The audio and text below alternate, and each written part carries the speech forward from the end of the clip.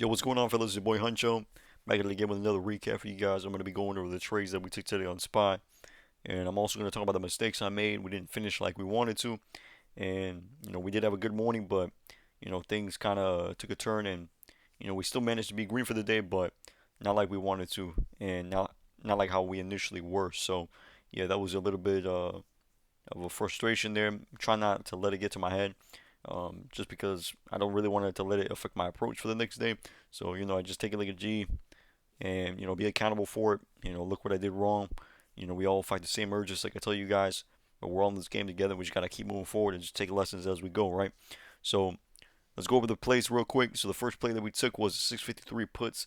This was at 10 a.m. that I took them at 10:03. I got 10 contracts and I got these at 54. This was actually an exclusive on Twitter because I didn't even get to share this with my Discord because the contracts just moved so quick and I couldn't even get it over in time. So got these, and these immediately paid all the way up to like 60%. And I took a fat chunk like around 50, and I just left the last runner sold it at 60%. But I was mentioning to everybody the play in the morning. So whenever we have this open, there's like some form of a gap up in pre-market, and then we like dip down. Pre-market low is my friend. Like I told you guys, the pre-market levels are dogs. So let me show you guys real quick. So this was pre-market low. This was 655.69.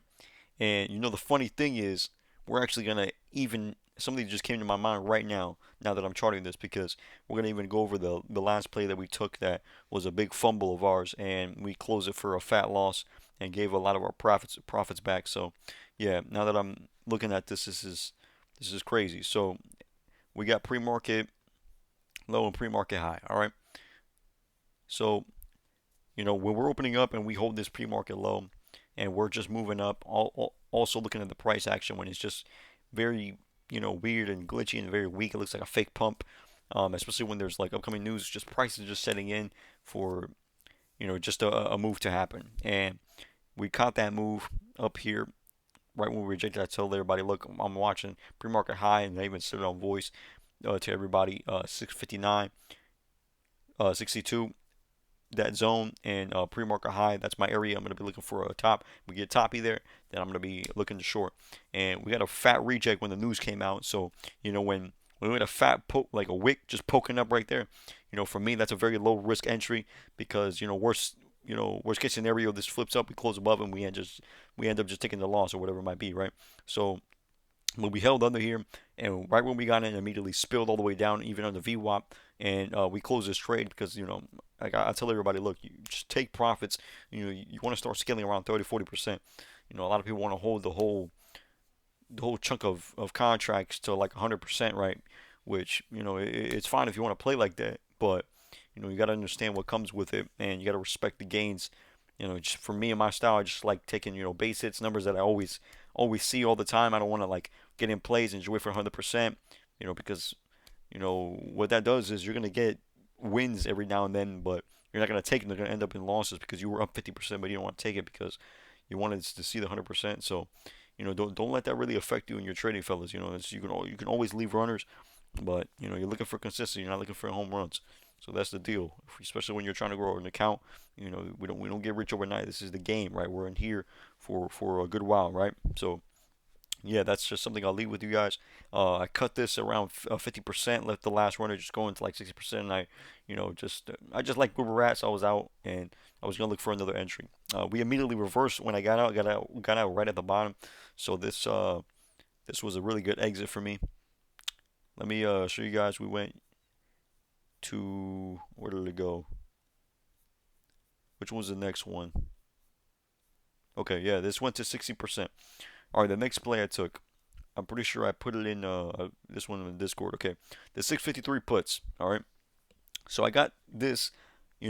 First I sized in with just two contracts, something light, because I just don't want to really go, the same amount of contracts that I just did. Because I don't want to lose my gains that quick, right? So just in case it flips on me, and then I averaged down once we got a little pop because I liked where we were because we were rejecting pre-market high. So the 658, 74 area, yeah. So pre-market high, that was we were getting toppy there, so I just went in and obviously the close above was gonna get out. We got this nice pop, and I ended up I kicked the rest of my contracts in, just loaded up another three, and just let five running, and then we got the nice fat dip, and we took our gains there. This hit about this hit 80%, so this was a really really nice bag for us. Um, I wish I would have went a little bit heavier, but it doesn't really matter. This definitely paid. So this went 80%. Okay. Then the next one. This was another bagger. This was probably the best one of the day, but I didn't even hold it. All right. So whenever you're seeing this choppiness right here, you're bouncing with between pre-market high, pre-market low. It's a pre-market. It's a ping pong method, I like to call it. Okay. So those levels are used as support and resistance. So we climbed right back up to pre-market high area, and this is a level I had, 658.49. The 658.74 is pre-market high, so I'll delete that real quick. But this level right here was the main level I was watching, and we tapped it to the penny, and I got in puts right at the top, and this ended up going. Where did it go to? Yeah, these were the 656 puts. Got in, and I closed everything at 30%. We had a nice pop down, and I don't even know, the contracts probably went to freaking 200% or something. I don't even know, but this if it would have stayed down here, this would have been such a nice bag. And I didn't hold. I got out right at the pop, even though the contracts were still green. I could have held, but I just didn't like the sweep. I didn't feel comfortable because I didn't want to reverse on me. So I was just like, you know what? Let me just take my profits. This is my, my take profits were around 30%. So I'm like, I'm gonna just take my bag. Okay, I'm already up for the day, so it doesn't matter. Just a little bit of icing on the cake. That's it. So this play ended up going over 150% or even 200%. I had a boy of mine that held it, and yeah, he got a nice bag off of it. So yeah, this ended up paying. I told everybody that this can still pay, and yeah, a lot of people caught it and they held it, and they got the bag. Here was my mistake. Now, this was during Trump was talking. Okay. Now, what happens here? This is an error I I made because I was thinking that you know there's gonna be something worse he's gonna say, and it's gonna flush this crap to the ground, right? Now everybody was looking for that dump. Okay, we're already moving down. Why not just keep going down more? Now we understand that there's pending news currently. There's not nothing is finalized yet, and that still awaits. So in the meantime, there can't be some form of clear direction, of course. But what happened? I was overconfident. I wanted to take a nice play. I had a little bit of buying power left, and I just like threw the rest in to see if I could hit you know, my 2K, right? So there was a number in mind. There was over trading going on. There was overconfidence going on, and there was chasing going on. Okay, so we got in, and guess where we got in? We got in right at the bottom. And guess what? Look what happened. I didn't even notice this till now. 655.69 pre-market low. Such a horrible entry there. Very very bad entry. And if we really wanted to see more downside, we should have just waited for the break and then enter. That or even just a pullback. I could even got him up here, but you know I didn't wait. So this is one thing, fellas. It doesn't matter if you miss the move, but just don't chase. That's for me my lesson. Just don't chase. You can get paid off of it, but you have to know the penalty that comes with it when you're down. You can be right directionally, but then at what cost? The contract pulls back 50%, and then it ends up going green, and that's something that was going on for a while uh, recently, and I didn't really feel comfortable doing that. So that's what I've trying to work on is just getting precise entries and getting these good snipes.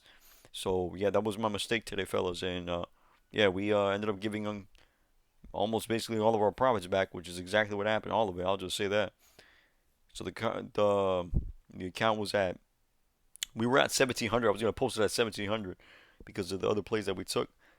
We were at 1600 And then now we finalized only $50 up for the day. So yeah, fellas, that was my mistakes for the day. We're just gonna keep on bouncing and moving through.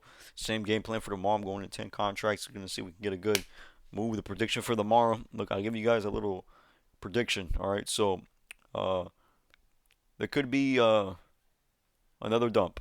The dump we were looking for is probably gonna come tomorrow. All right, we open around here. We probably gap up a bit. We hold around 660 area, 659. We hold around here, and then we get another dump. We probably get around to 655 or 653, and then they're gonna price it in, and there's gonna be some form of relief at night tomorrow at 8 p.m. and we get a rocket overnight. So that's probably gonna happen. Just my prediction, just because I don't know my understanding and my thought processing of the game. This is a video game, fellas. Like I always like to say, I never. You guys think numbers and chart patterns work? That crap I learned a long time ago. That it just doesn't cut it for me. You gotta understand the game. You gotta understand the motion. You gotta get a feel of things, and just kind of process how they've done things. In the past. So everybody's just predicting for chaos to happen. So finally they want to go in short, and they're just gonna screw everybody over and just do the unexpected. So it could be wrong, but that's just my thought process. Is what I think is gonna happen. So yeah, fellas. I mean, we'll just play whatever presents itself in the moment and capitalize off of that. Till the next one, fellas. If you guys have any questions, comment below. Leave a like on the video. If you guys want more of these recaps, and make sure to follow me on Twitter at HunchoNet. And I'll see you guys on the next